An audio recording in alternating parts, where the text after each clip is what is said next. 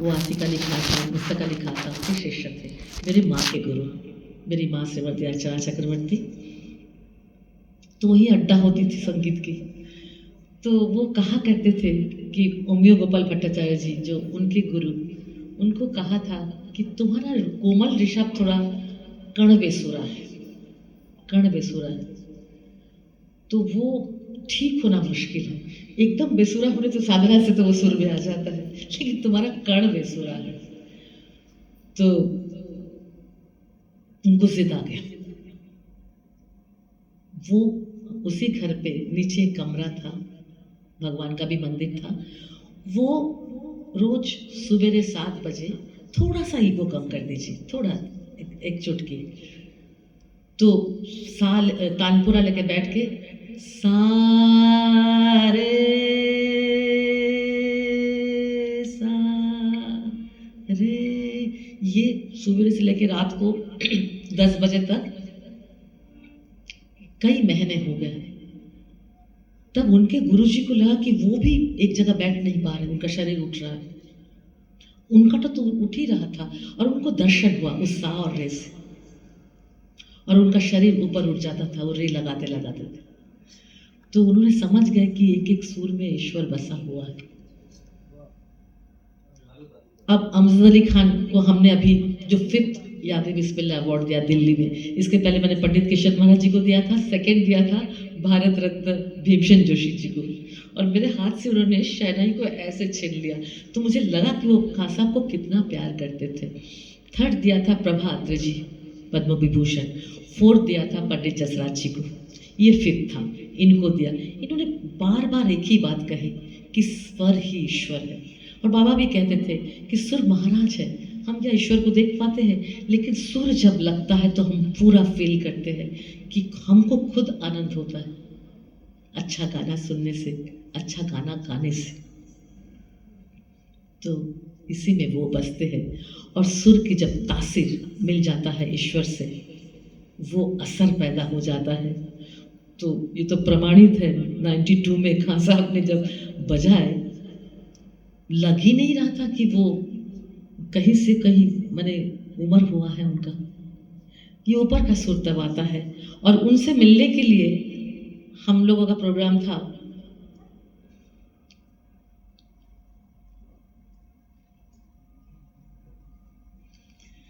तो अमिताभ बच्चन भी आए थे। आप विश्वास कीजिए वो भी लालायित कि एक फोटो उनके साथ उनका भी हो जाए बाबा के साथ। तो ग्लैमर भी रहता है, सब कुछ रहता है अगर साधना हो तो। अब बताओ, प्रश्न करो, हम तब तक उत्तर देंगे। संगीत का प्रभाव, अच्छा तो मैं कुछ थोड़ा बोल लेती हूँ कि जब मैं गा रही थी स्टेज में, उनके साथ मेरा कोई परिचय ही नहीं था बाबा के साथ, और 2 ही मिनट गाई थी, उसी में तो इतना बड़ा रिश्ता तैयार हो गया था। मैं वो एक लाइन गाती हूँ, काफी।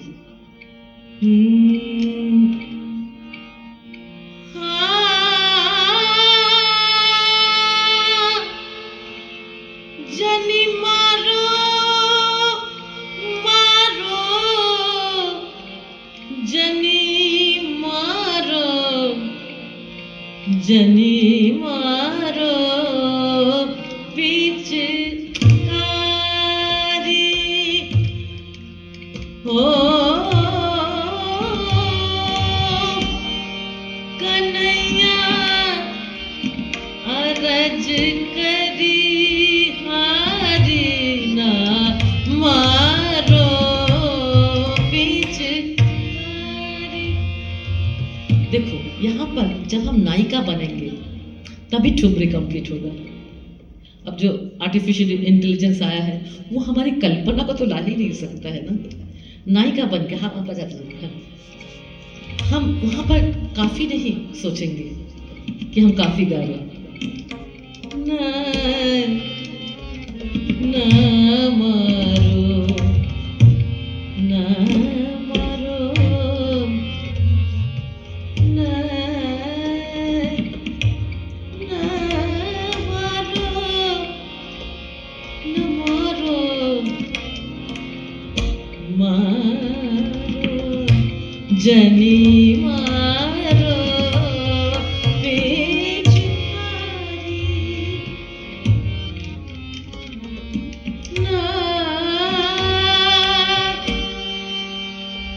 ना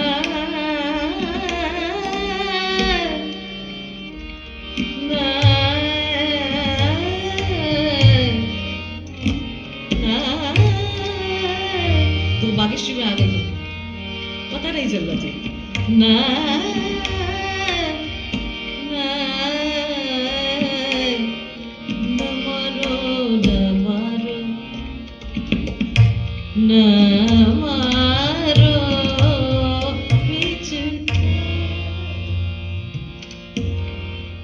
जनी मारो जनी मारो जनी मारो जनी मारो। एकदम जैसे लता जी होती थी, कभी रेखा तो कभी हेमा मालिनी, तो हमें राधा बनना पड़ेगा। जनी मारो ना ना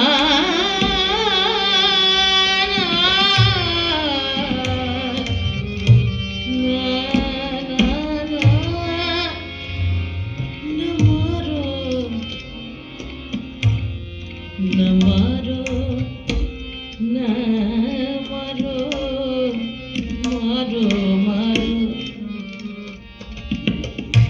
जनी मारो पिचकारी।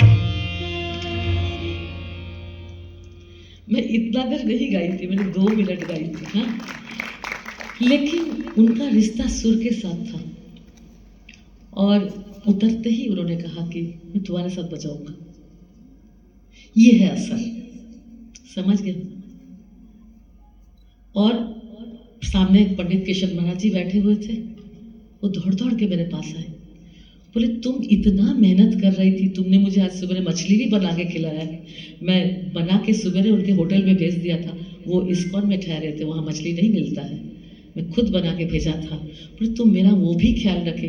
मैंने कल तुम लोग को बोल रहे थे ना, ये भी एक लेसन है कि शिष्य बनना तभी परफेक्ट होता है जब वो गुरु को समझ पाए। क्योंकि जब कलाकार अपने साधना में लीन रहते हैं ना, तो उनका उतना होश नहीं रहता है, उतना वो ख्याल नहीं रख सकता है। मैं एक घटना बता रही हूँ इंदिरा दीदी। बाबा आए थे औरंगाबाद में एक प्रोग्राम करने के लिए, और प्रोग्राम किया था एलिफेंटा केव के जो इंचार्ज है टूरिज्म के, उसने। तो मैंने उनको पूछा कि आपको मेरा कोई हेल्प चाहिए? बोले no, I am capable to handle him. ठीक है। अब एयरपोर्ट गए हम लोग बॉम्बे में, वो भी आई थी, वो उनको लेके होटल पहुंचे। हम थोड़ा कार लेने में जितना समय लगा, थोड़ा उतने में हम भी पहुंचे होटल। मैं जब होटल में एंट्री किया हूँ, लॉबी कांप रहा है, और उनका 70 साल का बेटा नैयर साहब वो कोने में पेड़ के पीछे से, मेरे पिता के सामने आने की हिम्मत ही नहीं उनको, वो कैसे झांक रहा है दूर से डर से। और वो बोले लाहौल बला कर चलो रिटर्न, हम अभी बनारस जाएंगे, हम नहीं रहेंगे यहाँ पर। इतने में वो लेडी जिसने मुझे इग्नोर की थी, वो थोड़े थोड़े आई मेरे पास, मेरा पैर पकड़ी। उनका नाम अलका बंगे था। तो बोली मुझे माफ़ कर दीजिए शोमा जी, मैं उनको हैंडल नहीं कर पाई। हाँ, वो तो जाना चाहिए चाहते औरंगाबाद, मैं क्या करूँ? तो मैंने कहा बहुत अहंकार दिखाया था आपने, अभी कीजिए हैंडल। नहीं, हमसे नहीं होगा, कोई नहीं। उनका बेटे उटे सब दूर, और वो कांप रहे हैं ऐसे गुस्से से। कलाकार का गुस्सा भी बहुत ज़्यादा होता है, ये भी जान लेना। तो मैं सामने गई और वो ऐसे हो गए। मैंने कहा कि सबको कहा, जितने भी उनके बेटे भांजा जितने भी थे, मैंने क्या, देखो मुझे कौन दिया इंस्टिक्ट, इसलिए बोल रहे हैं कि समर्पण करो शिव जी को। वो बुद्धि मुझे भगवान ने दिया, मुझे कुछ नहीं पता था। मैंने कहा उठाओ, तमाशा देख रहे हो यहाँ पर, ये व्हील चेयर लो और लिफ्ट में ले जाओ। सब ले गए, हम भी उनके साथ ऊपर गए, अब तुरंत बाथरूम में ले जाओ उनको। ये मुझे उन्होंने कहा नहीं था, वो किसी को कह नहीं रहे थे, क्योंकि मुझे पता था, क्योंकि वो प्लेन में जाते नहीं, क्योंकि उनका वजू का बात होता है ना, तो जाते नहीं है। कितना घंटा हो गया था। हाँ ना, पहले उनको बाथरूम ले जाओ, बाद में बात करेंगे। वो तो दौड़ दौड़ के लेके गए। जब वो बाथरूम से निकले तो बोले मेरी बेटी को बुलाओ।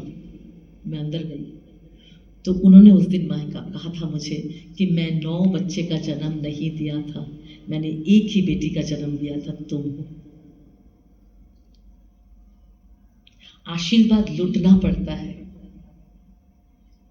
समझे हो। मेरी गुरु माँ श्रीमती बागेश्वरी देवी जी, जब एक दिन मैं गई मंदिर में तो देखा वो रो रही थी भगवान के सामने बैठकर। तो मैंने कहा क्या हुआ है? बोले मैं 2 दिन खाना नहीं खाया। तो मैंने कहा आपने किसी से मांगा क्यों नहीं? बोले मैं कैसे मांगती, मेरे पास माँ सरस्वती है, कभी भी उनको छोटा मत करना किसी से कुछ मांग कर। तुम्हारे पास वो है, तुम किसके ऐसा गरीबों से मांगोगे? जब वो देंगे तो खाएंगे। मैं 18 साल उम्र था, मैंने उसी दिन ट्यूशन शुरू की, क्योंकि मेरे पिताजी भी फ्रीडम फाइटर थे। मैंने कभी घर से भी एक पैसा किसी से मांगा नहीं था। तो मैंने ट्यूशन करके उनकी सारी तमन्नाएं पूरी करने की कोशिश की। डिग्री नहीं था, नौकरी नहीं मिला उनको। Feeling of insecurity, she expired. लेकिन टेलीफोन से उन्होंने बोले हमें तुमको 2 हाथ उठा के आशीर्वाद दे रहे हैं। मेरा तो इच्छा थी कि मैं कहीं और भी चली जाऊंगी, मेरा पता सिर्फ तुम्हारे पास रहेगा, क्योंकि मैं शुरू से दर्शन करना चाहती हूँ, वो साधना करना चाहती थी। लेकिन नहीं, समय मेरे पास अभी नहीं है। लेकिन तब मैंने उनको वचन दिया था कि आपकी आवाज़ मेरी आवाज़ बनेगी। वो प्रमाण मैंने दिया था जब हमारे संसद में प्रोग्राम हुआ था। ये जब मेरे संगीत से लोगों तक असर होता है ना, तब मेरी आवाज़ बनती है, नहीं तो मेरा कौन सुनेगा? कोई नहीं सुनेगा मेरा। कलाम साहब मुझे सुन चुके थे कहीं से। तो हमारा और खान साहब का जुगलबंदी कार्ड में था, भारत रत्न उस्ताद, Bharat Ratna doctor Kalam presenting Bharat Ratna Bismillah Khan accompanied by Shobha Ghosh. मैं ऐसे उठी खड़ी, ऐसे उनके रसिका चौबे IAS ऑफिसर थी। मैंने कहा ये आई एम नॉट अकम्पनीड, मैं उनके साथ जुगलबंदी कर रही हूँ, ये प्रेसिडेंट का लेटर है मेरे पास, तो आपने अकम्पनी कैसे कर दिया? बोले नहीं शोमा जी, तो प्रेसिडेंट का प्रोटोकॉल है, आप पद्मश्री नहीं है तो आपका नाम एक साथ नहीं आ सकता है। तो मैंने कहा सुनिए, जैसे आप प्रेसिडेंट का प्रोटोकॉल मेंटेन कर रहे हैं ना, ये मेरा प्रोटोकॉल है, एक कलाकार का प्रोटोकॉल है। मैं अकम्पनी नहीं करूँ, मैं झूठ नहीं देख के अब गा ही नहीं, मैं जा रही हूँ, मैं नहीं गाऊँगी, आप उनको सोलो करा लीजिए, वो तो कर ही नहीं पाते। तो क्या करूँ, मुझे पूछे। मैंने जाइए प्रेसिडेंट के कमरे में और पूछ के आइए, वो जो बोलेंगे वही होगा। वो गए और हंसते हंसते आए। दोबारा प्रिंट हुआ कार्ड, साथ नाम आया कि doctor Bharat Ratna Bismillah Khan and doctor Shobha Ghosh. ये है असर, इसलिए प्रभाव इज वेरी इंपॉर्टेंट। गाना जैसे बहुत खूबसूरत लड़की, लेकिन उसके चेहरे में कोई भाव ही नहीं, एक साधारण लड़की लेकिन देखने को दिल करता है, होता है ना, और वो है प्रभाव। और वो आता है विदाउट फेल रियाज करने से। एक दिन भी मिस नहीं होना चाहिए, एक नियम करके एवरीडे करने से ऊपर वाला देता है। और हमने आपको कल डांटा था ना, कोई भी गुरु जब कुछ सिखाता है ना, तो गुरु एक तत्व है, गुरु नहीं होता है वहाँ पर, वो साक्षात वो आते हैं हमारे माध्यम से, क्योंकि गुरु तो प्रतिनिधि होते हैं ईश्वर के। वो जो कुछ सिखाता है वो माध्यम हो जाते हैं, हम एक मीडियम बन जाते हैं, और देता वही है। वो घटना मालूम है ना, नमामि शमीशा निर्वाण रूपम। शिव जी के मंदिर में एक भक्त गा रहा था और इतने में गुरु आ गए।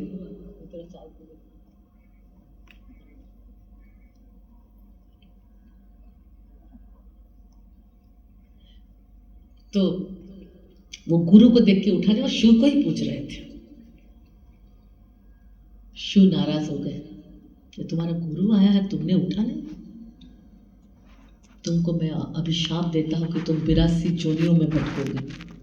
वो एक काकभूषुंडी कभी कुछ है।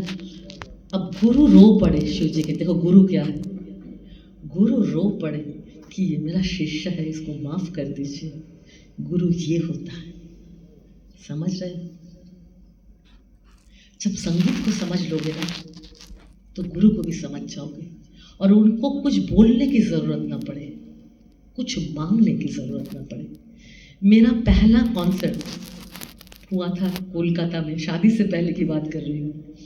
आप लोग को शायद तो तुम लोग जन्मे की पता नहीं कि यूपी रिप्रेजेंट करना था कोलकाता में, अनूप जी थे और मैं अभी समय भावांजलि करके एक संस्था चलाती थी। तो मैं लखनऊ से ही कुछ ग्रांट लेती थी, तो पता चला वहाँ जाके कि IAS ऑफिसर जो है डायरेक्टर कल्चर बिजी है द मीटिंग, कि पूरा सब जा रहा यूपी से। तो जैसे वो मीटिंग खत्म हुआ, मैं बहुत कम उम्र और 19-20 साल की थी, तो मैं अंदर जाके बोली मैं भी जाऊंगी। तो IAS ऑफिसर ऐसे करके मुझे देखे, अच्छा आप क्या करती हो? तो मैंने कहा कि मैं गाना गाती हूँ और मैं उस फंक्शन में जाऊँगी, रिप्रेजेंट करना चाहूँगी, मैं अपना CD आपको भेज दूँगी बनारस जाके।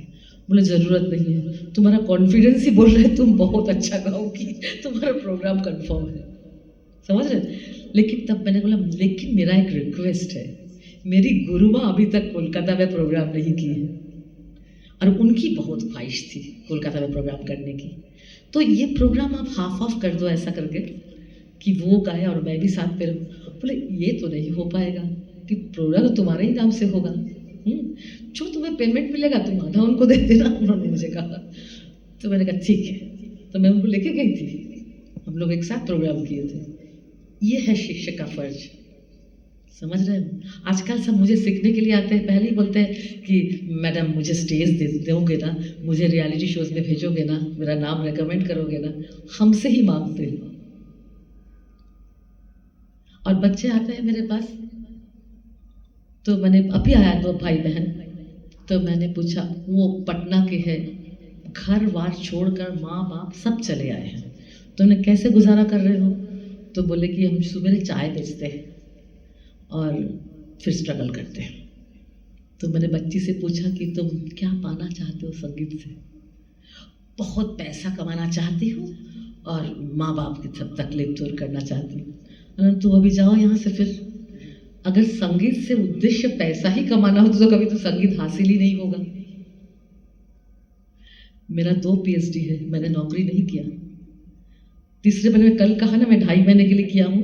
मेरे हस्बैंड, क्योंकि मुझे तकलीफ होता है तुम लोग को देखकर, मैं सच बता रही हूँ, क्योंकि संगीत के लिए साधना चाहिए, इतना मेहनत करती है संगीता, तुम लोग समय कहाँ मिलेगा चिंतन का?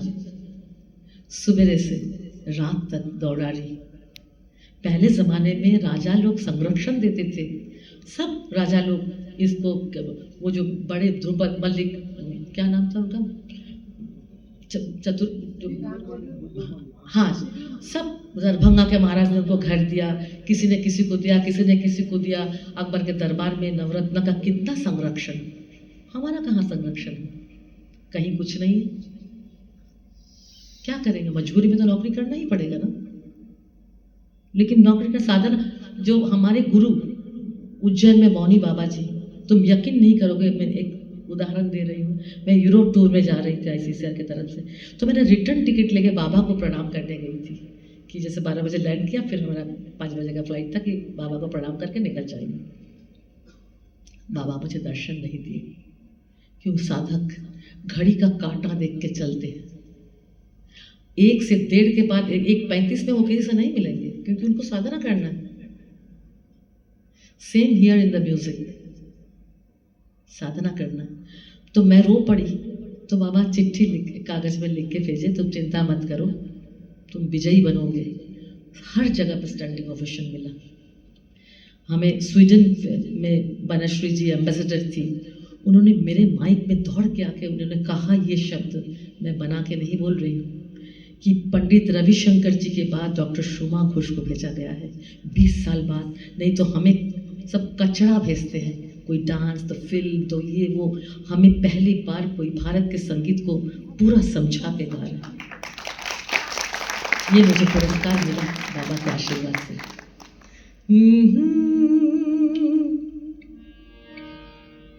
अरे रामा रिमझिम से, हाँ ये कजरी है। देखो लोगों ने कैसे गाया है, अरे रामा रे माझी बरस लपनिया चली तो यो जनिया रे हरी। ये है, इसको तुम्हारी कल्पना क्या देगी। भाव, अरे रामा रिमझिम से, अरे रामा रिमझिम से, हाँ, अरे रामा रिमझिम से बरसे लपनिया चली तो यो, चली तो यो, चली तो यो जनिया रे हरी। दादरा, चली तो यो जनिया रे हरी, अरे रमा रिमझिम से, अरे रामा, हाँ, रिमझिम से, अरे रामा। आज मेरी आवाज बैठी है, मैं कोशिश कर रही हूँ कि असर समझाने की, कैसे असर आता है। अब कुछ पूछो, हम ही तो बोलते जा रहे हैं। नंद के नाद बजाया है भोला, क्या बात है, बुआ जी के मुंह से सुने हैं। बिल्कुल, इसके साथ बहुत एक सुंदर, मैं खाली कहानी, मेरी जिंदगी के एक्सपीरियंस बता रही हूँ, उसी से समझ जाओगे तुम। एक सुंदर घटना सुनिए, सुनो संगीता। मौनी बाबा जी का नाम सुने हो ना, उज्जैन में सारे कलाकार जाते थे उनके पास, सभी बड़े बड़े कलाकार, रविशंकर जी से लेकर सब कुछ, और मुझे तो मेरी शादी देने से लेकर सब कुछ उनका। तो वो त्रिपुरा महारानी के यहाँ हर साल जाते थे, तो वहाँ पर रेखा मोदी, जो मोदी नगर वाली, फिर बहुत बड़े बड़े सब भक्त बैठे हुए थे, मैं भी बैठी हुई। तो बाबा ने सबको कहा, क्योंकि मैं तुम लोग को बता रही हूँ कि जब एक सिक्के के दो पहलू है, संगीत और धर्म। संगीत पहले, धर्म बाद में, क्योंकि सूर्य था, सृष्टि हुई, सृष्टि भी चला जाएगा, सूर्य रह जाएगी। और पहला जो पुस्तक वेद, वो भी संगीत में, तो संगीत तो पहले आता है। तो बाबा सबको बोल रहे थे कि ईश्वर सब कुछ करता है, लेकिन अष्ट रिपु छोड़ के दिया है इंसान के अंदर, लोभ, क्रोध, मोह, काम, पूरा अष्ट जो रिपु है। और वो देखते हैं और उसके आधार पर कर्म सब लोग बोलते हैं मैंने तो कुछ किया ही नहीं इस जिंदगी में, तो मेरा इतना तकलीफ क्यों है पिछले जन्म का। कि उसके आधार पर वो कर्म नियंत्रण करते हैं, जो उसके आधार पर जैसा कर्म करेगा उसको वैसा मिलेगा। तो सब लोगों ने एक्सेप्ट कर लिया, करके जैसे ही रिटर्न किए, मैंने बाबा के खड़ाऊ में तुरंत, ऑल ऑफ सेकंड की बात है, ये है बुद्धि, समझ रहे हो कि नहीं। मैंने तुरंत कहा बाबा मैं ये अष्ट रिपु संभाल नहीं पाऊंगी, मेरा उतना बुद्धि नहीं है, मैं आपको दे दूं। बाबा तुरंत ऐसे किए कि दे दो। उन लोग देख भी नहीं पाए, तुमको बता रही हूँ, दे दो, खत्म। देखे हम भी साल बीत गए, उतना ध्यान भी नहीं है। तो एक साल बाद होली था, होली, अब मेरा घर कोलकाता में भी है, तो मैं गई थी, बाबा भी उस समय आए थे, तो मैं बाबा से मिलने गई। और वहाँ डेज मेडिकल के मालिक भी उनके ये है, भक्त है, सब बड़े बड़े लोग सब। तो बोले, और मेरा होली बहुत फेमस है टाइम्स म्यूजिक की, मैंने 3 होली का, एक भी मेरा 3 होली है एक साइड में, और दूसरे साइड में एक अजय चक्रवर्ती जी का, शोभा गुड्डू और गिरजा देवी जी का है, और एक साइड में मेरा 3 है। तो ये मान उन्हीं की कृपा है। तो वो सब लोग बोले बाबा ये होली की क्वीन ऑफ होली आ गई है, इनका कल सुनेंगे। और ना मेरा बचपन से ही गले की तकलीफ है, बचपन में तो शाम होती मेरा गला बैठ जाता था, फेरेंगोलारिंजाइटिस। और तो माँ बहुत दुखी थी, तो माँ के गुरु उन्होंने मेरे गला ठीक किया था, उमिया गोपाल भट्टाचार्य जी। मेरी माँ रो पड़ी थी कि जो गुरु, वो जीजाजी बोलते थे, क्योंकि मेरी फूफी के वो हस्बैंड थे, कि इसको आशीर्वाद दो ना, इसका गला शाम को बैठ जाता है। उन्होंने ठीक किया था उस समय, मेरा एक प्राणायाम दिए थे। और तो लेकिन सीजन चेंज में ज़्यादा स्ट्रेस होने से बैठते, जैसे आज मेरा कंटिन्यूस मैं बात कर रही हूँ ना, तो थोड़ा स्ट्रेस्ड वॉइस है, ऊपर जाने में तकलीफ हो रही। तो मैंने कहा बाबा मेरा तो लग रहा है ऐसा कि बातचीत करने में भी खून आ जाएगा, इतना गले में दर्द है, मैं गा नहीं पाऊंगी कल होली में। तो बाबा तुरंत मुझे याद दिलाए कि तुम गायिका हो क्या, तुम दे चुके हो मुझे, अब समझ रहे हो ना। उन्होंने याद दिलाया मुझे, तुम गाओगी लिख के, तुम तो दे दिए हो सब कुछ। मैंने कहा बाबा जिंदगी में ये गलती मेरी होगी नहीं कभी, मैं तो नहीं गाऊंगी, मैं गाऊंगी कल क्योंकि आप गाएंगे। और सचमुच ये ताली बजाने वाली बात है, हाँ, क्योंकि समर्पण से क्या नहीं मिलता है। तुम देखो मेरी जिंदगी ही ईश्वर की कहानी है। देखते हो कि मैं सब कुछ कर रही हूँ लेकिन सब उनका इशारे से चलता है मेरे माध्यम से। अब देखो दूसरे दिन जितने भी अमीर होते हैं ना उनके पास उतना ही कम छोटा दिल होता है, मतलब बड़ा दिल होता ही नहीं। तो वो उन लोग को बोले थे बाइक लाने के लिए, वो तो 1000 रुपये वाले इतना बेकार माइक लाए थे। उनके टीचर जिनसे वो गाना सीखते थे, हारमोनियम और तबला बजाने के लिए उन्हीं को लाए थे। और वहाँ पर मैंने यही भजन गाई थी, द्वारे नंद के नाद बजाया भोला दर्शन को आया है। और गाने के बाद जितने भी लोग थे सबने कहा कि आपने हमें स्वर्ग पहुंचाया। मैंने कहा नहीं, मैं तो ये हालत में और इतना साधारण माइक वो पहुंचाए, ये मैं नहीं गाई। और उस दिन बाबा मुझे कहते कि तुम मेरे हर जन्मोत्सव में यही भजन गाना।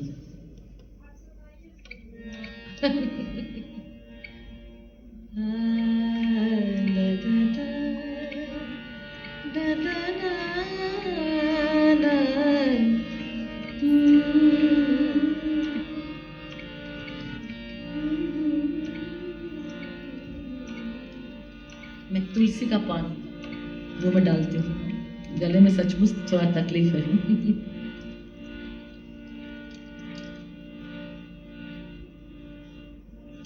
ये मेरी गुरु माँ की सिद्ध भजन है।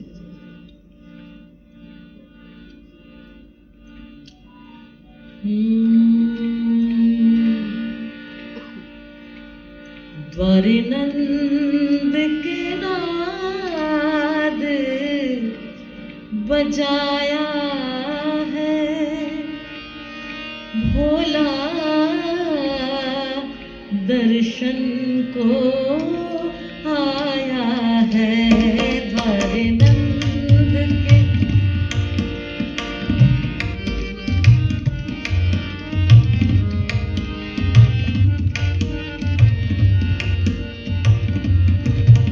बोली नंद रानी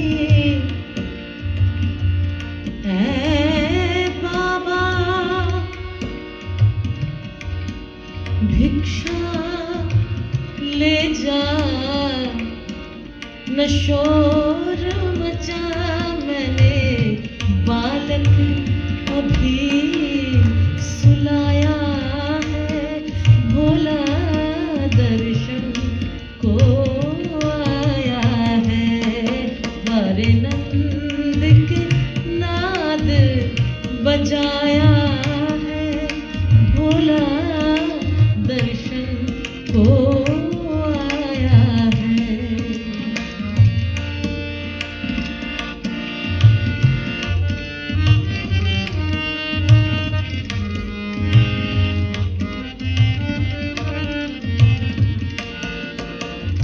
भिक्षा की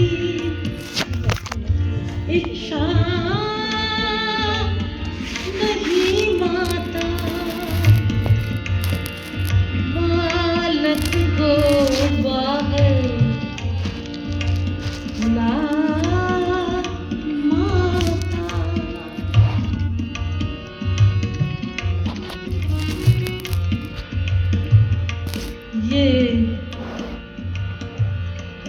ये बालक मेरा अयाना है, भोला दर्शन को आया है। हाँ वो हाँ, इसके बाद मैं थोड़ा निकाल लेती हूँ, अब बजाते रहो।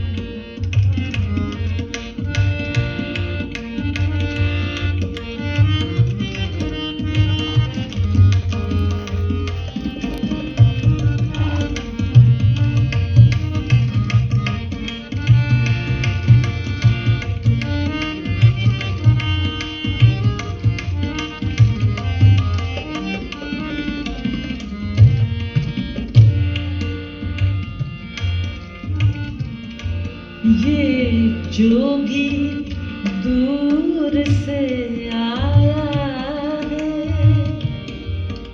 बोला दर्शन को आया है, द्वारे नंद के नाद बजाया है, बोला दर्शन को आया है।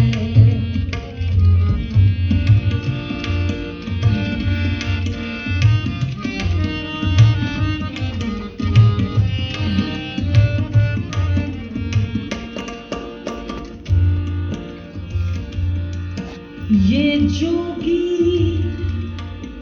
ये जोगी, ये जोगी, जोगी, ये जोगी, ये जोगी नहीं कोई छलिया है, ये जोगी नहीं कोई छलिया है, छल करने वाला ठगिया है ये।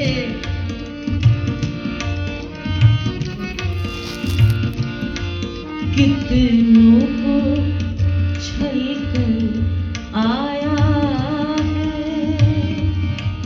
बोला दर्शन को आया है, द्वारे नंद के नाद बजाया है, बोला दर्शन को आया है।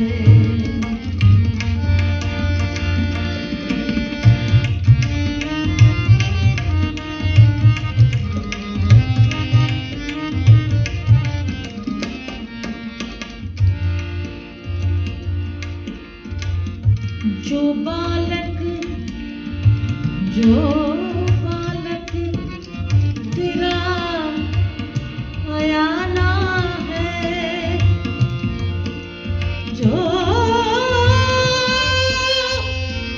जो बालक तेरा अयाना है, वो मेरा मित्र पुराना है, जो बालक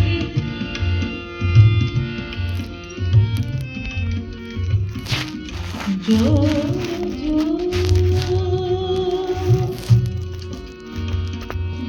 बालक जो बालक जो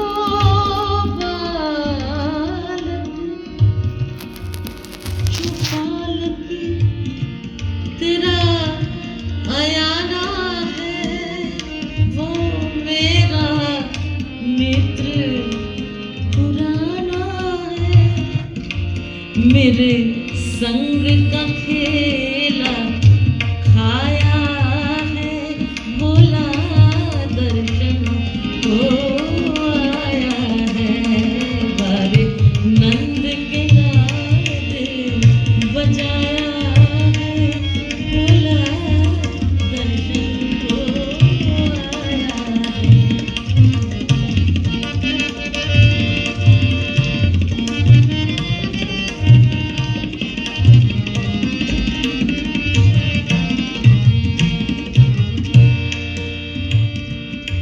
अब देखिए कृष्ण की जो क्या करावट है, सॉफ्ट।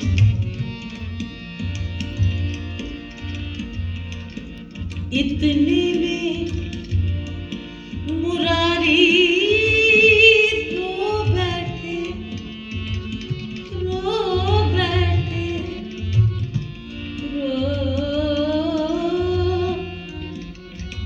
रो बैठे, शिव दर्शन को आतुर हो बैठे, इतने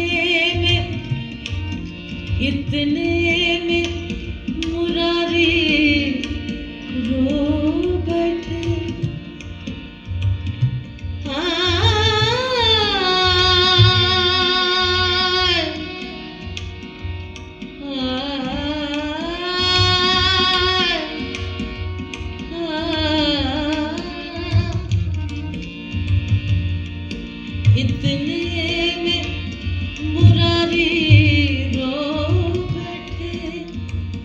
शिव दर्शन को आतुर हो बैठे, माता को मात दिखाया है, भोला दर्शन को आया है, द्वारे नंद के नाद बजाया है, भोला दर्शन को आया है, द्वारे नंद।